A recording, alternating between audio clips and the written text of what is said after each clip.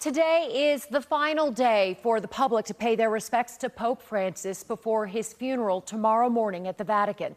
So far this week, long lines have stretched well into the night, with tens of thousands of faithful filing through St. Peter's Basilica. The 88-year-old pontiff died Monday, just hours after celebrating Easter services. President Donald Trump and First Lady Melania Trump left this morning for Rome to attend Pope Francis's funeral tomorrow. Former President Joe Biden's office confirms to CBS News that he and the former First Lady will also attend. CBS's Tina Kraus is at the Vatican with the latest on preparations for the Pope's funeral. Mourners keep filing into St. Peter's Basilica to spend a few final moments in the Pope's presence before his coffin is sealed tonight. How long did you wait in line?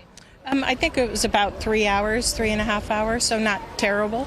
Risa and Peter Walsh from Leesburg, Virginia, came to pay their respects. He was trying to lift up people and bring us together.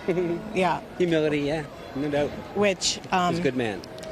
Which we need more of in this crazy world. The Vatican says as of noon Rome time, 150,000 visitors paid homage to the 88-year-old who died Monday.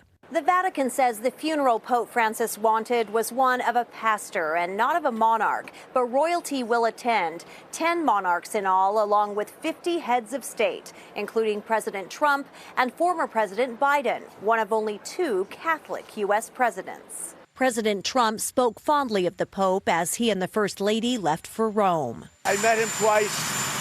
I thought he was a fantastic kind of a guy.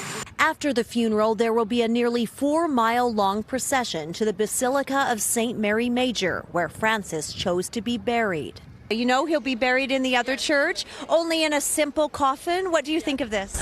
It's a very beautiful gesture. It's really amazing what he's doing. He's showing that he's not better than anyone. He's just a simple man. The Vatican says the poor and needy will be waiting on the steps of his favorite church, embracing him in death as he did them in life. Tina Kraus, CBS News, the Vatican. The funeral mass begins tomorrow at 3 a.m. Texas time. It's expected to last about an hour and a half and will be mostly in Latin. You can watch the funeral live here on CBS and streaming on Paramount+.